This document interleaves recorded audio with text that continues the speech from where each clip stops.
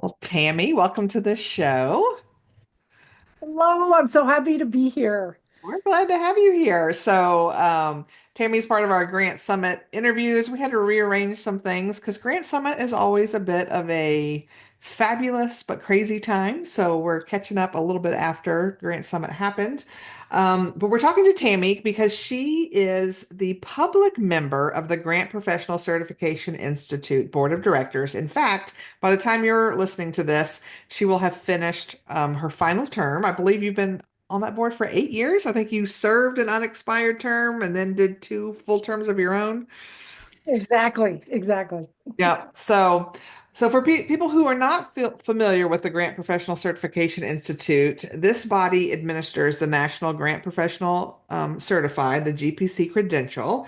Can you explain why there is a public member and what that role brings to the table? Those are great questions and something that a lot of people aren't aware or don't understand fully. So the first part of the question is good. Why have public members on boards and why do some boards need them? And the short answer is that the public member brings the perspective to the decision making that is different from the members of the profession. So, looking at all the issues and the policies and procedures from the viewpoint of the public, and to make sure that the consumers of the service or product that is certified are are protected, represented, and also their interests are factored in on all of the decisions.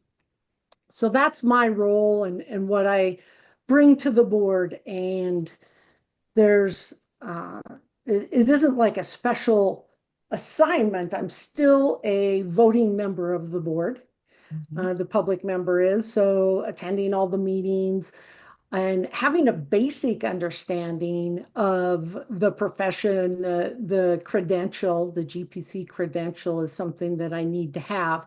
But understanding the ins and outs of it is not the role that I bring or experience that I need to to really uh, to work well in this role. It's more of understanding those interests of those who are served by it. So asking myself the question, how does the public benefit from this certification? The credential, do they benefit from it?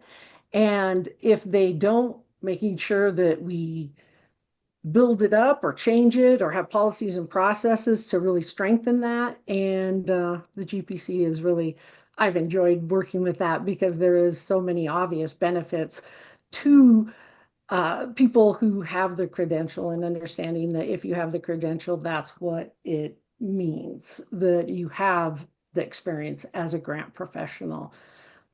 So it communicates a lot about the ethics, the experience, and the capabilities of the grant professionals who hold that credential. Yeah, very nice.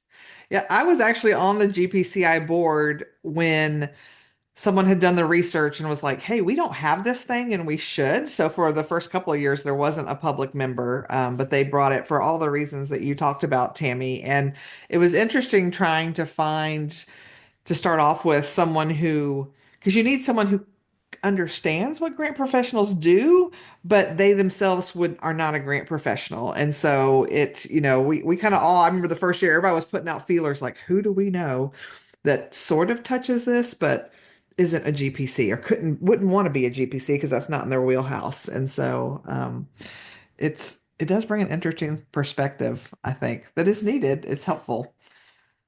I think it's Yeah, so looking at that element of sometimes public members are defined, that role is defined best or understood best by what they are not. And to your point, I'm not a grant professional, right? I have not written a grant in my life, right? But I do understand how the grant application and the whole philanthropic process with funders and the benefit that funders get from a well-written grant application, relationships with the funders, and then it's kind of hard to find somebody who has not benefited from the work of a grant professional, right?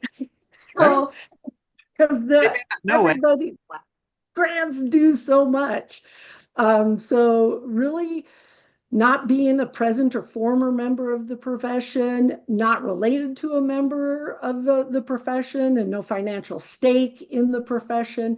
That's what a true public member needs to come from that perspective.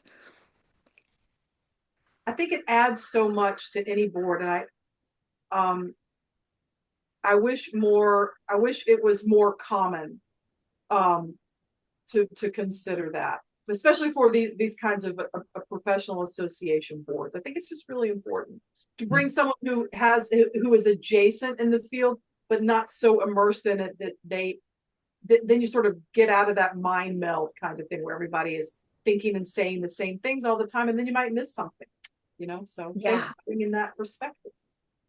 I appreciate that. I really have really come to enjoy this role and the questions that I get to ask that are a little bit different and the value provided by that. Like, how are we creating value beyond just the credentialing the professionals and looking at that and communicating it and making sure it's not diluted, making sure it's not unattainable. The sweet spot on that is just something that has been very rewarding, and I have really enjoyed my 8 years in service of the Grant Professional Certification Institute, and I will be really supportive and continue and hope that I still feel like I'm part of grant professionals, even though I am not one. But this community has really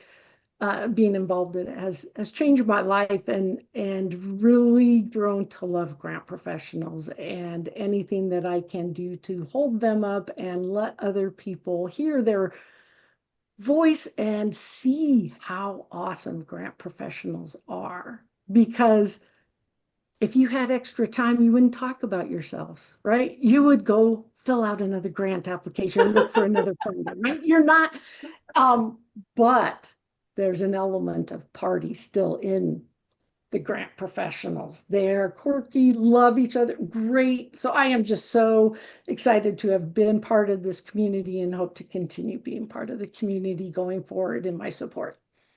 Well, thank you so much. How sweet. I'm a little verklempt. I know. Well, and I was going to say thanks for your service. Both Kimberly and I have had our GPC for a long time now. And so it's the GPC would not be around if there wasn't a board that continued to keep it valid and reliable and up to date. And it's a lot of hard work to serve on a board it's an all volunteer board. So we thank you for your service and what you've done for our profession. And of course, to know Tammy Tilzey is to love Tammy Tilzey. So thanks for being our friend.